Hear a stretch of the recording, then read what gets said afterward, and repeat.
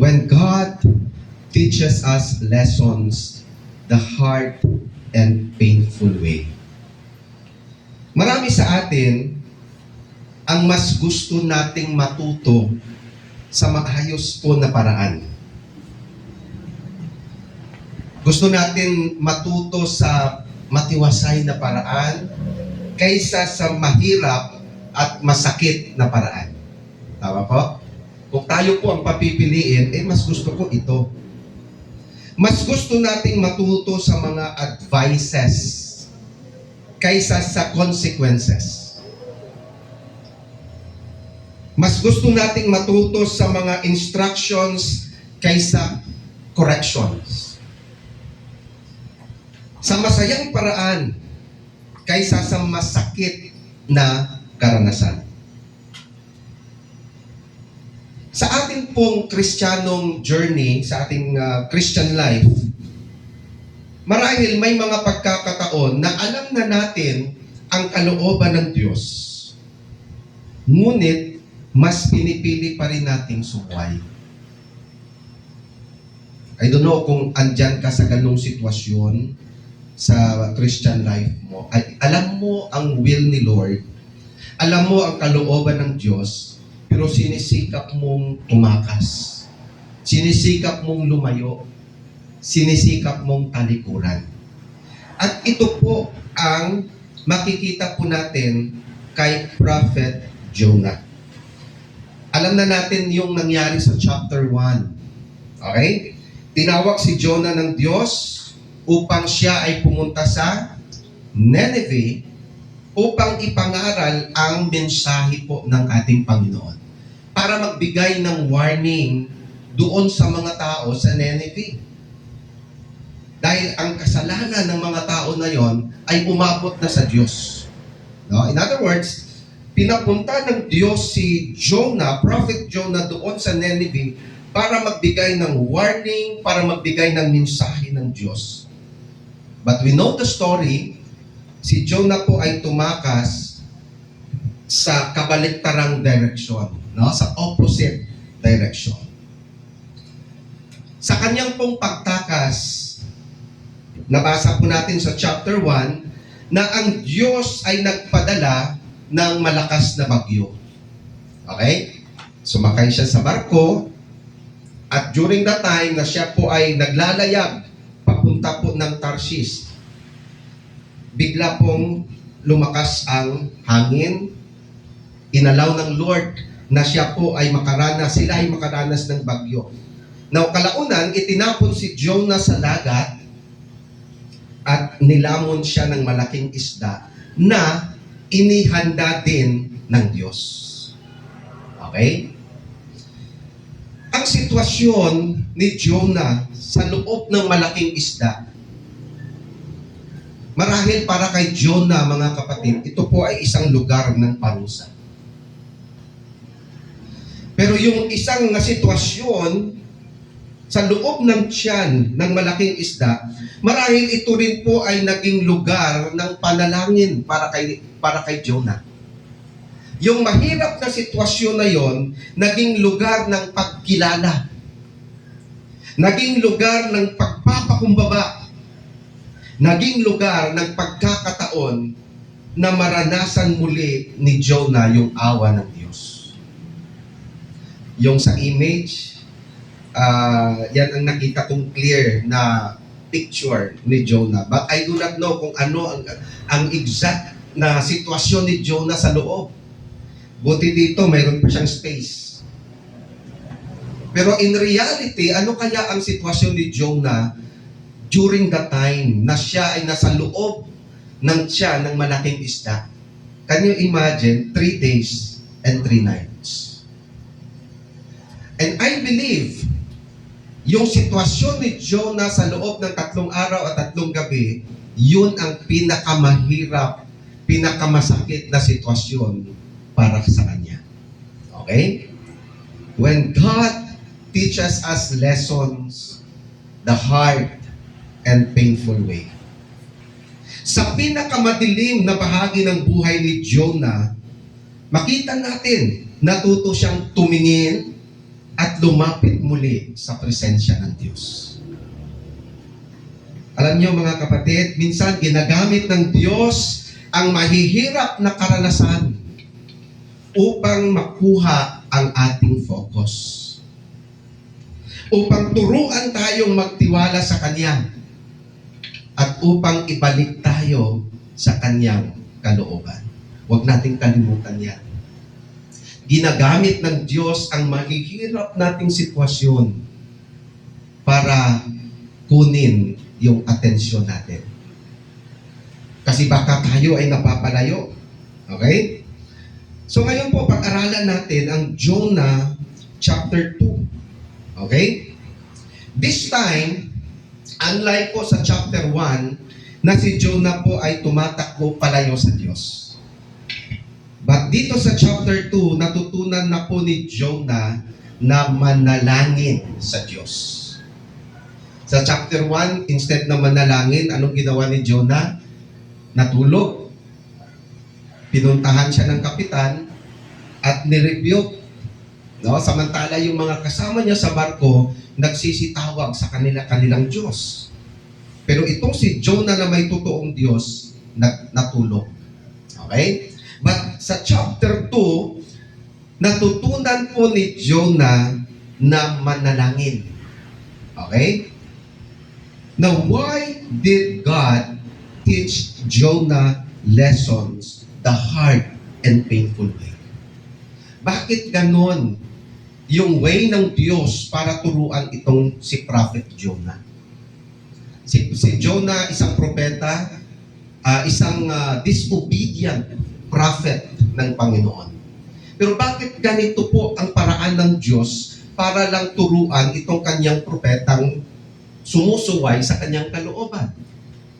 Now, there are three things I want to share with you this morning. Number one, now why did God teach Jonah lessons the hard and painful way? Number one, God uses difficult circumstances to get our attention. God uses difficult circumstances to get our attention. Look at verses 1 to 4. Tingnan niyo po. Then Jonah prayed unto the Lord his God out of the fish belly, and said, I cried by reason of mine affliction unto the Lord, and he heard me. Out of the belly of hell cried I, and thou heardest my voice. Verse 3, for thou hast cast me into the deep, in the midst of the seas, and the floods compassed me about. All thy billows and thy waves passed over me. Then I said, I am cast out of thy sight, yet I will look again toward thy holy temple. Sabi diyan, then Jonah prayed to the Lord his God from the belly of the fish. So sa Jonah chapter 2, mga kapatid, makikita po natin ang isang pagbabago. Sa chapter 1, tumatakbo siya mula sa Diyos. Sa chapter 2, tumatawag na siya sa Diyos. Nakita niyo yung biglang pagbago? Mula sa pagtakbo, pag-disobey, ngayon nagmamakaawa, tumatawag sa Diyos. Now, kinakailangan niyang maranasan ng isang sitwasyon kung saan wala na siyang ibang matatakbuhan. Nung nasa labas siya, nasa barko siya, may chance pa siyang tumakbo, papalayo. Pero pansinin niyo po, nilagay siya ng Diyos sa isang lugar na wala siyang matakbuhan. Andun siya sa loob ng tiyan eh. So, kinakailangan pa ni Jonah maranasan ang isang sitwasyon na kung saan siya mismo ay wala ng matakbuhan. Nakulong siya doon sa loob ng tiyan ng malaking isda. Nasa loob siya ng malaking isda, nasa ilalim siya ng dagat. No? Hindi niya kayang iligtas ang kanyang sarili. Dito po nakikita po natin, siguro during the time na si Jonah ay nasa loob ng tiyan ng isda, natutunan ni Jonah na muling ibaling ang kanyang focus sa Diyos. Natutunan niyang ibaling ang kanyang focus. Na anong point natin, mga kapatid? Now, hindi natin sinasabi na lahat ng problema ay punishment mula sa Diyos. Ngunit makikita natin sa buhay ni Jonah na ginamit ng Diyos ang kanyang mahirap na sitwasyon upang makuha ang kanyang atensyon para harapin ang kanyang bisyon. Pansinin niyo yung ginawa ng Diyos. Okay? Ano ang biblical principle dito, mga kapatid? God can use difficult circumstances to bring us back to Him. Yan ang prinsipyo, no, na huwag nating kalimutan. Minsan kapag maayos po ang lahat, nakakalimutan natin magtiwala sa Diyos. Tama? Pag maayos yung sitwasyon, sometimes nakakalimutan nating magtiwala ng lubusan sa Diyos. Ngunit kapag dumating ang panahon na wala na tayong kontrol sa sitwasyon, dito natin matututunan na magtiwala ng lubusan sa Diyos. Tama? Pag mayroon pa tayong pwedeng gawin, nagtitiwala naman tayo pero hindi 100%. Pero kung andun na tayo sa sitwasyon na alam natin tayo mismo hindi natin kayang kontrolin, then that's the time matutunan natin, Lord, I will trust you with all of my heart. Okay? Ang moral lesson dito, huwag nating hintayin na magkaroon ng malaking problema bago tayo makinig sa Diyos. Minsan yun yung hinihintay natin, no? Ayaw nating makinig kasi okay pa ang sitwasyon. Pero wag sana po natin hayaan or hintayin na dumating pa yung mga malaking problema sa buhay natin para matutunan lang po natin sumunod sa kalooban po ng Panginoon. No? Mas mabuting makinig sa kanyang salita habang maaga kaysa matutong sumunod pagkatapos ng masakit na konsekwensya. Kaya nga marami sa atin siguro, mas natuto tayo doon sa mga consequences. Kung hindi pa tayo nakaranas ng mahirap na sitwasyon, hindi pa tayo natuto. Pero sa mga panahon na okay pa yung grasya ng Diyos, yung awa ng Diyos, hindi natin pinapansin. Okay? So wag nating hintayin yung mahirap na sitwasyon para lang matuto. Anong application nito sa atin? Kung may bahagi pa ng buhay mo, mga kapatid, na alam mong hindi ayon sa kalooban ng Diyos, huwag mo nang hintayin lumala ang sitwasyon. Binibigyan tayo ng Diyos ng discernment. Ito ba ang ginagawa ko? Kalooban pa ba ito ng Diyos? Ito bang ginagawa ko, naka-inline pa ba ito sa kanyang plano? So mayroon pa bang bahagi sa buhay natin, mga kapatid, na alam natin hindi ayon sa kalooban ng Diyos? Sana, wag nating hintayin na lumala po yung sitwasyon. No? Baka ginagamit ng Diyos ang mahirap nating sitwasyon para iparating sa atin, maybe, na una, kailangan na natin magbalik loob sa Kanya. Pwedeng ganon. No? Ibibigay ng Diyos or pahintulutan ng Diyos ang mahirap na sitwasyon kasi ang purpose ng Panginoon sa pamamagitan nito, nais kong magbalik loob ka sa akin. No? May mga tao na nilalagay na ng Diyos sa isang sitwasyon na napakahirap, ayaw pa rin magbalik loob sa Diyos. So that is what we call pride. Alam mo, kailangan mo si Lord kasi ang hirap ng sitwasyon mo. Pero ayaw mo pa rin tumawag sa Diyos. Yan ang isang malungkot na mangyari sa isang Kristiyano. Alam mo na yung sitwasyon mo na yan, may gustong ituro si Lord. Kaya ka pinapahirapan, inaalaw ng Diyos yung mahirap na sitwasyon. Kasi ang nais lang ng Diyos, sa pamamagitan yan, hinihintay kitang magbalik loob sa atin. Marahil ginagamit ng Diyos ang mahirap na sitwasyon para talikuran natin yung kasalanan na nagpapalayo sa atin sa Diyos. Alam niyo kung may isa pa na nagpapalayo sa atin sa Diyos, kasalanan. Na alam nating mali, alam nating hindi kalooban ng Diyos, alam nating kasalanan sa Diyos, pero patuloy po natin ginagawa. Hindi natin namamalayan, unti-unti tayong napapalayo sa Diyos dahil sa kasalanan na atin pong iniingat-ingatan. Inaalaw ng Diyos ang mahirap na sitwasyon upang ayusin ang sirang relasyon. Relasyon na nasira dahil sa kasalanan o anumang mga bagay. Ginamit ng Diyos ang mahirap na sitwasyon para iparating sa atin na kailangan nating maglingkod ng tapat sa Kanya. Kailangan nating sundin ang utos niya.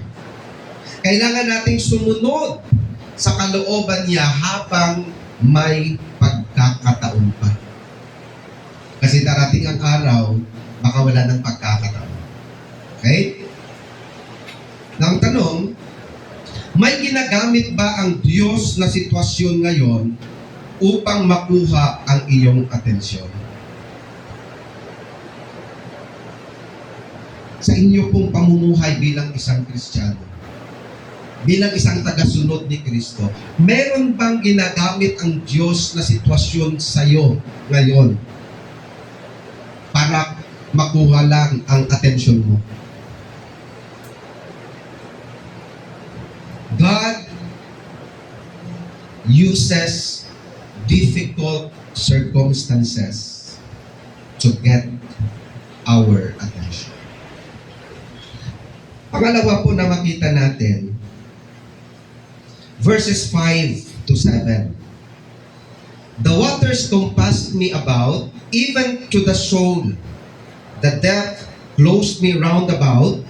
The weeds were wrapped about my head. I went down to the bottoms of the mountains. The earth with her bars was about me forever. Yet hast thou brought up my life from corruption, O Lord my God. Verse 7. When my soul fainted within me, I remembered the Lord. And my prayer came in unto thee into thine holy temple. Napakaganda yung sinabi niya sa verse 7.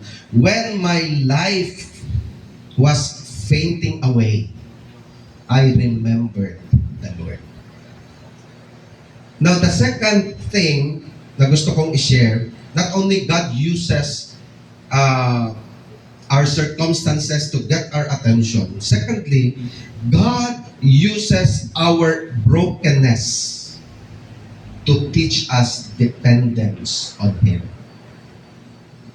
God uses our brokenness to teach us dependence on Him. Sa verses 5 to 7, inilalarawan ni Jonah, no, makita natin dito kung gaano siya kalapit sa kamatayan. Siguro that time, hindi in-expect ni Jonah na makakasurvive siya. Para sa kanya, wala na, dead end na to. Wala na, andito na ako sa loob ng tiyan ng isda. Tapos andito pa ako sa malalim na parte ng tubig ng dagat. Kung makalabas man siya doon sa ng isda, kakayanin niya kayang lumangoy? Makakasurvive kaya siya? So para kay Jonah, wala na, ito na yung katapusan ko. So, inilarawan ni Jonah kung gaano siya kalapit po sa kamatayan. Sabi niya, ang tubig ay pumapalibot sa kanya. Ang kailaliman ay nakapaligid sa kanya. Pakiramdam niya ay wala na siyang pag-asa. Ngunit sa verse 7, sinabi niya, when my life was fainting away, I remembered the Lord. Sa kanyang kahinaan, naalala po niya ang Panginoon. Alam niyo, minsan, ialaw ng Diyos na maubos po yung ating lakas. The more natin ginagawa yung sarili nating paraan, hahayaan ng Diyos, sige, lahat ng effort mo, lahat ng lakas mo gamitin mo sa sitwasyon mo. Pero i-allow ng Lord na maubos ko yung lakas natin. Kasi sa oras na tayo po'y mahina, then maaalala natin yung Panginoon. Si Jonah, when my life was fainting away, I remembered the Lord. So dito natin makikita na minsan, kailangang i-break ng Diyos ang ating pride at self-dependence upang matutunan nating tumawag at magtiwala sa Kanya. Kung may isa pang bagay na pumipigil minsan sa atin, yun yung pride po natin. Yan yung self-dependence meron tayo. No, sobra nating tiwala sa sarili natin. Pero sabi ng Panginoon, ilalagay kita sa ganyang sitwasyon kasi sa panahon na yan, sa sitwasyon na yan, mababasag ko yung pride mo. Sa panahon na yan, matutunan mong mag-depend sa akin, hindi sa sarili. So, hindi ibig sabihin na kailangan ng Diyos na sirain tayo. Kundi kailangan lang ng Diyos na turuan tayo. Amen? So, ang point mga kapatid, kapag wala na tayong kakayahang iligtas ang ating sarili, mas malinaw nating makikita ang ating pangangailangan sa Diyos. At yan po ang nakita ni Jonah. Wala na siyang magawa. At doon niya nakita clearly, may Diyos pa pala. Ang Diyos na iniwan niya, yun pa rin yung Diyos na sasaklolo sa Kanya. Anong principle? Biblical principle. Our weakness can teach us to depend on God's strength. Yes, may mga kanya-kanya po tayong kahinaan, pero yung weaknesses meron po tayo. Hayaan mong gamitin yan ng Diyos para mag-depend tayo sa Kanyang kalakasan. No? Anong sabi ni Paul, no? When I am weak, then I am strong. Sa panahon na mahina ako, para kay Pablo, nararanasan ko yung lakas ng Diyos. Nagiging malakas ako. So our weakness can teach us to depend on God's strength. So hindi sapat ang sariling lakas, mga kapatid. Hindi sapat ang sariling wisdom. Hindi sapat ang sariling plano. Kailangan natin ang Diyos. So sana sa mga plano mo sa buhay, anuman yung landas na tinatahak mo, sana landas yan ng Diyos. At sa iyong buhay, habang tinatahak mo yan, tandaan mo na kailangan mo ang Diyos. No?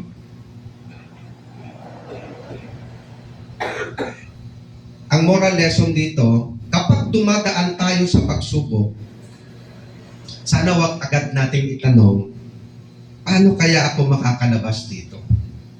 No, usually ganun, no? Pag andiyan tayo sa isang sitwasyon na alam nating mahirap, yung desire natin, paano kaya ako makalabas? Paano kaya ako makalabas sa sitwasyong ito? So pag dumadaan tayo sa mga pagsubok sa buhay, sana wag agad nating itanong na paano tayo makalabas. Pwede nating sabihin sa Panginoon, Lord, turuan mo ako na magtiwala sa iyo sa sitwasyon kong ito. Pwede ba yun? Kasi bilang tao, gusto natin agad makalaya eh. Gusto agad natin solusyon. Pero pwede naman pala na sa pamamagitan ng sitwasyon na yon, mayroon tayong matututunan leksyon. Gusto niya Lord, turuan mo nga ako na magtiwala sa iyo. Hindi ko hinihingi, tanggalin mo itong sitwasyon na to. Turuan mo lang akong magtiwala sa iyo. Now, sa panahon ng problema, mga kapatid, pray before you panic. Okay? Pray before you panic. Ang problema, panic muna tayo bago pray. No, tama? Yun yung nangyayari. Panic muna bago pray. Pero pagdating ng problema, pray muna. Kasi pag inuna natin ang pray, ang tanong, magpapanik ka pa ba? Baka hindi na tayo magpanik. Kasi inuna natin ang panalangin. Pray before you panic. Trust before you complain. Problema, reklamo tayo sa Diyos. No, trust before you complain. Bago tayo magreklamo sa Diyos, Lord, bakit mo ako dinala sa ganitong sitwasyon? Lord, bakit napakahirap ng sitwasyon na ito? Bakit hindi ko matakasan? Bago tayo mag-complain, magtiwala ka muna sa Diyos. No, trust before you complain. Seek God before you seek your own solution. Ang problema, hanap tayo ng solusyon. Si Lord, hindi natin muna kinonsulta. No? Kaya nahihirapan tayo kasi yung una sana na person na dapat mong hinga ng tulong, ang Diyos. Seek God before you seek your own solution. Kaya nga, minsan siguro sabi ng Panginoon, hindi ka makakahanap ng solusyon. Kasi ang tanging solusyon na dapat sana ay ako. So, hindi po ibig sabihin, mga kapatid, na wala na po tayong gagawin. Ang ibig sabihin lang nito, na ang Diyos ang una nating sandigan, hindi ang huli nating opsyon. Pag may problema, pag may pagsubok, sigat agad. No, hindi yung last na kung saan ka na wala ka nang magawa, doon ka na titingala sa Diyos. No? Ang tanong, ang kasalukuyan mo bang pagsubok ay nagtutulak sa iyo palayo sa Diyos? O mas lalo kang inilalapit sa Kanya? Now think about your situation. Lord, ito bang sitwasyon ko kung ito? Itong sitwasyon kong mahirap, ito ba'y naglalayo sa akin sa iyo? O sa pamamagitan nito, mas lalo akong napapalapit sa iyo?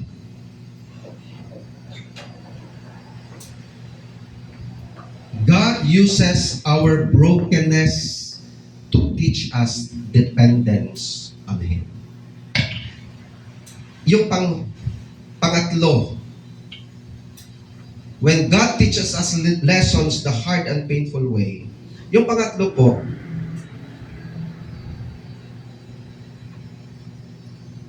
nasa verses 8 hanggang verse 10. They that observe lying vanities forsake their own mercy. But I will sacrifice unto thee with a voice of thanksgiving. I will pay that I have vowed. Salvation is of the Lord. And verse 10, and the Lord spake unto the fish, and it vomited out Jonah upon the dry land. God desires a response of surrender and obedience. Sabi niya sa verse 9, but I, with a voice of thanksgiving, will sacrifice to you. Sa verses 8 to 9, nakita natin ang pagbabago po sa pananaw ni Jonah. Okay? Nagsimula, kung titingnan natin, nagsimula po ang kanyang panalangin sa distress. Ngunit nagtatapos ito sa thanksgiving, worship, and commitment to God. Sabi niya, salvation is of the Lord. Salvation belongs to the Lord. So dito, naiintindihan po ni Jonah na ang kanyang kaligtasan ay hindi dahil sa kanyang sariling kakayahan. Alam niya, hindi niya kayang iligtas yung sarili niya sa mga pagkakataong yun. At dito niya nakita na salvation belongs to the Lord. Kung makakaligtas man ako sa aking sitwasyon ngayon, yan ay dahil nasa tulong ng Diyos. Hindi dahil kinaya ko. Hindi dahil mayroon akong ginawa. Kung makakaligtas man ako sa mahirap na sitwasyon na ito, salvation belongs to the Lord. Diyos na yan ang gumawa. Diyos na yan ang nagkuha sa akin sa sitwasyon na ito. No? Ang kaligtasan ay mula sa Panginoon. At pansinin nyo, pagkatapos ni Jonah manalangin, look at verse 10. And the Lord spoke to the fish, and it vomited Jonah out upon the dry land. Pagkatapos niyang manalangin, anong sabi ng Diyos sa isda? Ano kayang pangalan ng isda na yon? Siname mo? Sabi ng Diyos sa malaking isda, okay, great fish, okay na tumawag na siya. Natuto na siya. Ngayon, great fish, iluwa mo siya. Okay?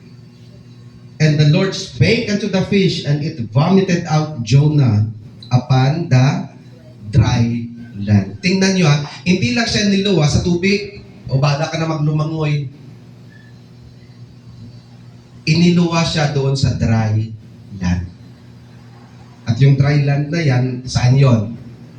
Doon pa rin sa Nineveh. Iniluwa siya ng Diyos balik doon sa kalooban ng Diyos. Okay? Iniluwa siya ng isda pabalik. Alam nyo, pag ang Diyos kumilos, hindi kanya ibibitin. No, bahala ka nang hanapin ang kalooban ng Diyos. Ilalagay kanya talaga sa sentro ng Diyos, sa kalooban ng Diyos. Okay? Ito tandaan natin. Ang Diyos na nagdala sa kanya sa lugar ng krisis, siya ring Diyos na naglabas sa kanya mula roon. Okay? Anong principle? God's mercy should lead us to surrender and obedience. Alam niyo yung awa ng Diyos, hindi tayo deserve sa mercy ng Panginoon. Sabi nga, no, it is because of the Lord's mercy that we are not consumed. Buhay pa tayo, hindi dahil karapat-dapat tayong mabuhay. It is because of His mercy. No?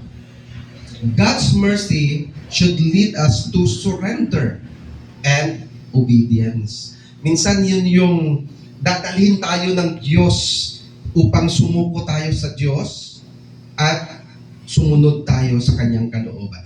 Now, hindi sapat na sabihin natin sa Diyos, Lord, iligtas mo ako. Usually, yun yung ating panalangin sa mga panahon na may mga problema tayo. No? Hindi sapat na sabihin din natin sa Panginoon, salamat Panginoon, iniligtas mo ako. No? Sa oras ng problema, hingi tayo ng tulong sa Diyos. Pagkatapos na tinulungan tayo ng Diyos, anong response natin? Kadalasan, nagpapasalamat tayo. No? Lord, salamat, tinulungan mo ako. Salamat, iniligtas mo ako sa sitwasyon na ito. No? Now, ang tunay na response sa awa ng Diyos, dapat sana ganito din. Lord, dahil niligtas mo ako, tinulungan mo ako, ito yung magiging response dapat natin. Lord, handa na akong sumunod sa kalooban. Pwede tayo magpasalamat. Lord, thank you, niligtas mo ako. Pero ayaw pa rin nating sumunod. Iniligtas na tayo doon sa kapahamakan, pero ayaw pa rin nating magpumailalim sa kalooban ng Diyos. Yung magandang response sa mercy ng Lord, Lord, thank you for your mercy. Buhay pa ako. Ngayon, dahil tinulungan mo ako, iniligtas mo ako sa ganitong sitwasyon, handa na akong sumunod. Okay? Makikita natin sa chapter 3 na muling tinawag si Jonah ng Diyos. At this time, sumunod siya. Tama? Tingnan natin sa chapter 3, verses 1 to 3. And the word of the Lord, take note ha, lumabas na siya sa tiyan ng isda. Niluwa na siya. And the word of the Lord came unto Jonah the second time, saying, Arise, go unto Nineveh, that great city, and preach unto it the preaching that I bid thee. Verse 3. So Jonah arose and went unto Nineveh according to the word of the Lord. Now Nineveh was an exceeding great city of 3 days' journey. Now, verse 4, tingnan nyo yung message. Napakasimple lang ang message na gustong ipahatid ng Diyos sa mga taga-Nineveh. And Jonah began to enter into the city a day's journey, and he cried and said, Yet 40 days, and Nineveh shall be overthrown. Yun lang ang warning niya. Can you imagine, no? Papuntahin ka ng Panginoon tapos para sabihin lang, mga taga-Nineveh, no? 40 days, and Nineveh shall be overthrown. Pagkarinig ng mga tao, even ang king, anong nangyari? Nag-repent. Nag-repent. Grabe ka powerful yung message ng Panginoon. Now, ang biyaya ng Diyos ay hindi lisensya upang bumalik sa dating pagsuway. We experience the grace of God. Tama? Dahil sa grasya ng Diyos, naligtas po tayo. Pero hindi po ibig sabihin na ang grasya ng Diyos, gamitin natin ang grasya ng Diyos para tayo ay bumalik sa ating pamumuhay sa kasalanan. Kaya nga sabi sa Romans 6, shall we continue in sin that grace may abound? God forbid. Grace gives us another opportunity to obey. So salamat sa grasya ng Diyos na kahit may pagkakataon na tayo ay sumuway, tumalikod, dahil sa grasya ng Diyos, binibigyan tayo ng bagong pagkakataon na sumunod sa Kanya. So hindi lamang tayo iniligtas ng Diyos mula sa problema, iniligtas niya rin tayo upang mamuhay para sa Kanya at sa Kanyang layunin. Di ba yan ang purpose kung bakit tayo niligtas ng Diyos? Kaya tayo niligtas ng Diyos dahil may purpose siya. Gamitin tayo, mamuhay tayo para sa Kanya at sa Kanyang layunin. Now, anong application sa atin? Kapag binigyan ka ng Diyos ng panibagong pagkakataon, si Jonah sa chapter 3, binigyan siya ng another chance. Okay, Jonah, yung una, lumayo ka. Nakaranas ka ng matinding sitwasyon, kaya ka bumalik. This time, sa chapter 3, si Jonah binigyan ng pangalawang pagkakataon. No? So kapag binigyan ka ng Diyos ng panibagong pagkakataon, gamitin mo ito upang sumunod sa Kanya. Gamitin mo ito upang paglingkuran siya. Gamitin mo ito upang mamuhay ng panibago. Gamitin mo ito upang tuparin ang kalooban niya. Huwag sayangin ang second chance na ibinibigay ng Diyos. Now, ang tanong, kung binibigyan ka ng Diyos ng panibagong pagkakataon ngayon, Handa ka na bang sundin ang kalooban niya? Lord, wait lang. Hindi pa ako ready.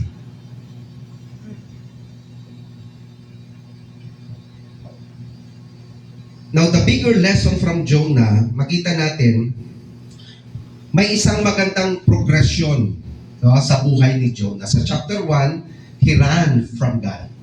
Sa chapter 2, he cried out to God. Okay?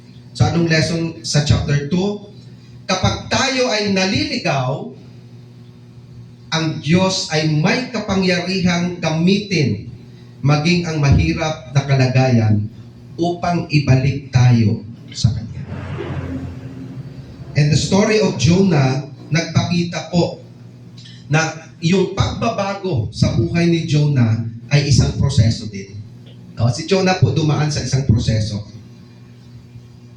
And I believe, chapter 3 and chapter 4, parang bitin ang story ni Jonah.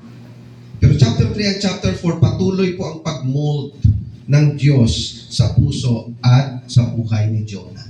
Kasi mababasa pa natin dito, nung naligtas itong mga taga-Nineveh, nagalit pa si Jonah.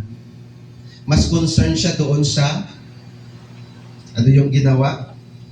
Yung silong. Mas concerned siya doon, no? Maya-maya, namatay. So mas concerned siya doon kaysa doon sa mga tao sa Nineveh. Para kay Jonah, kaya nga tumakas ako kasi alam kong maawaan kaya nga na Diyos eh. Chapter 3 and chapter 4, tuloy-tuloy pa rin ang pag-mold ng Panginoon. Anong ibig kong sabihin? Sa buhay natin, mga kapatid, lumampas man tayo o nalampasan man natin ang mga pagsubok, circumstances sa buhay natin, tandaan natin, tuloy-tuloy pa rin tayong imumold ng Panginoon. Kasi baka may mga panahon pa sa ating buhay na may gusto pa ang Diyos na ituro sa atin. Okay? Now, ito yung reflection. Ito yung tanong sa atin. Ito po ay tanongin natin sa ating sarili. Are you running away from God or returning to God? May bahagi ba ng buhay mo na alam mong hindi mo sinusunod ang Diyos?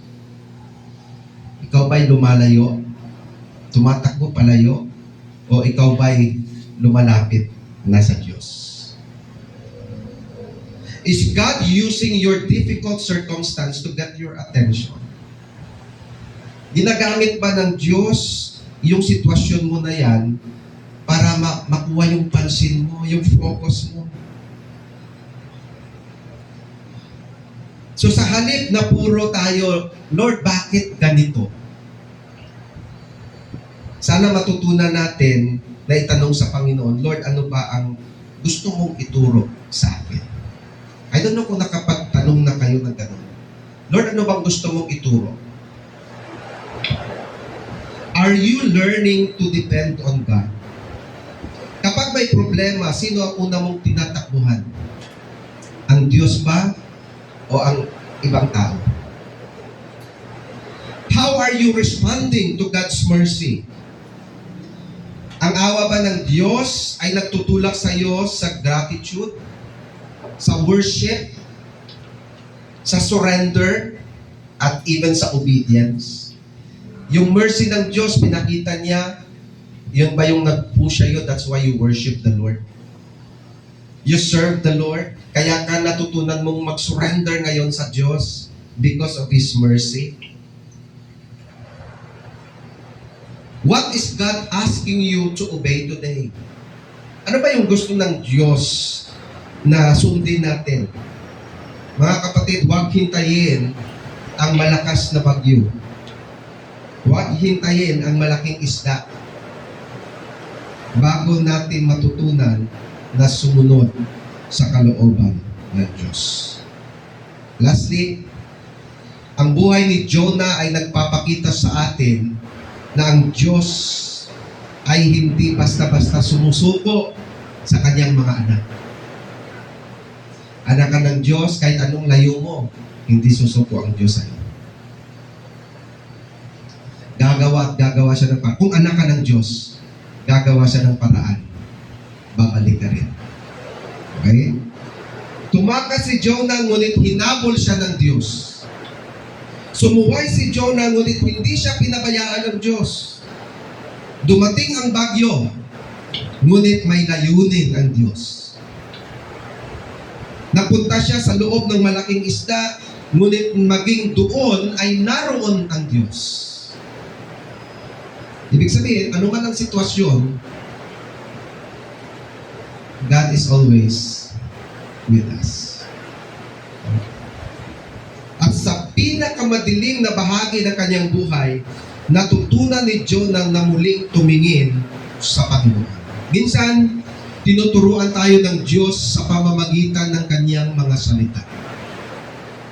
Kagaya nito. Tinuturuan tayo ng Diyos sa pamamagitan ng mga payo. Tinuturuan tayo ng Diyos sa pamamagitan ng koreksyon. Tinuturuan tayo ng Diyos sa pamamagitan ng mahirap na sitwasyon. Minsan kapag matigas ang ating puso, mas natututo tayo sa mahirap at masakit na paraan. Tama? Minsan pag matigas na tayo, mas nag-learn tayo sa mga ganong sitwasyon. Kasi dyan tayo i-break ng Panginoon. Tandaan natin, God's discipline is not abandonment. His correction is not rejection.